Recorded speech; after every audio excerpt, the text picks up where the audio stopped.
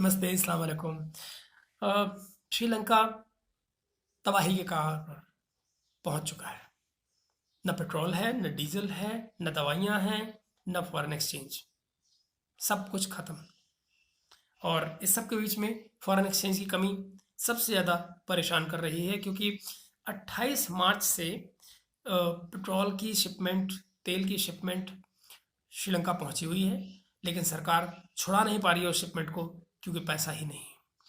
इस बीच में 160 मिलियन का एक ब्रिज पेमेंट वर्ल्ड बैंक से श्रीलंका को मिला है, 160 मिलियन का। लेकिन यह तय नहीं है कि क्या इस पैसे को श्रीलंका खर्च कर सकता है तेल लेने के लिए। वो अभी क्लैरिटी नहीं है उसको लेकर। कुल ज़रूरत श्रीलंका को $530 मिलियन की है तेल खरीदने के लिए। सिर्फ और सिर्फ तेल खरीदने के लिए उसको $530 मिलियन चाहिए, जो कि है नहीं।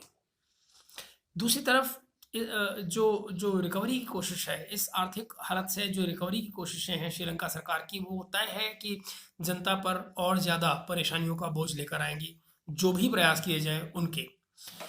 इसमें जो नया श्रीलंका ने किया है वो ये कि तमाम पेमेंट्स जो सार्न गारंटी के अंदर होनी थी बाहर के मुल्कों में, वो सब सस्पेंड कर दी गई हैं। श्रीलंका इस समय कोई भी पेमेंट्स बाहर नहीं कर रहा है।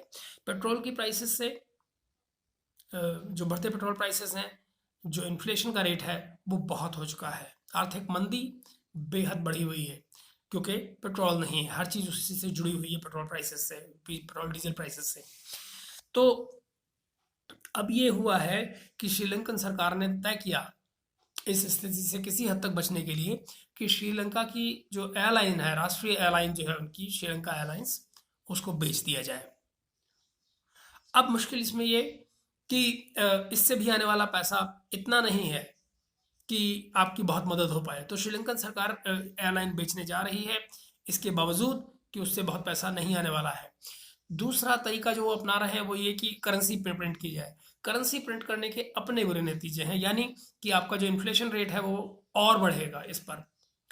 और तीसरा जो सरकार ने किया है वो ये कि उन्होंने जनता को सड़क पर आने से मना कर दिया है, ये कहते हुए कि अब वो पेट्रोल के लिए, डीजल के लिए कोई लाइन ना लगाएं, क्योंकि वो नहीं है। ये क्लियर कह दिया गया है कि आप इसके लिए सड़क पर ना आए, इसके लिए कोई लाइन ना लगाएं, क्योंकि वो है ही नहीं। तो बेसिकली बात क्या है? बेसिकली बात यह है कि आज़ादी के बाद से पहली बार श्रीलंका इतने बड़े इकोनॉमिक क्राइसिस में गया है। इससे इससे बड़ा क्राइसिस श्रीलंका ने कभी अपने आज़ाद श्रीलंका में इतना बड़ा क्राइसिस कभी नहीं आया है। महीनों से ब्लैकआउट चल रहा है, इकोनॉमी इज ऑन डोल्ड्रम्स, कुछ भी नहीं हो रहा है। इसकी वजह से जो सामाजिक स्तर पर जो आपस के लड़ाई झगड़े शुरू हो गए हैं, सो अलग। अब देखना ये होगा कि और रेटिंग एजेंसीज, जो इकोनॉमी की जो रेटिंग एजेंसीज हैं दुनिया भर की, चूंकि श्रीलंका ने फॉरेन पेमेंट्स बंद कर दी हैं, अपने सारे डेट्स देने बंद कर दिए हैं, तो जो एजेंसीज हैं वो इस पर डिफ़ॉल्ट लगाने जा रही हैं कि श्रीलंका डिफ़ॉल्ट कर चुका है, ये वो अनाउंस करने जा रही हैं, यानी bankruptcy. Sri Lanka is bankrupt as of now. This is what they are going to announce. आने वाले दिनों में ये घोषणा कर दी जाएगी।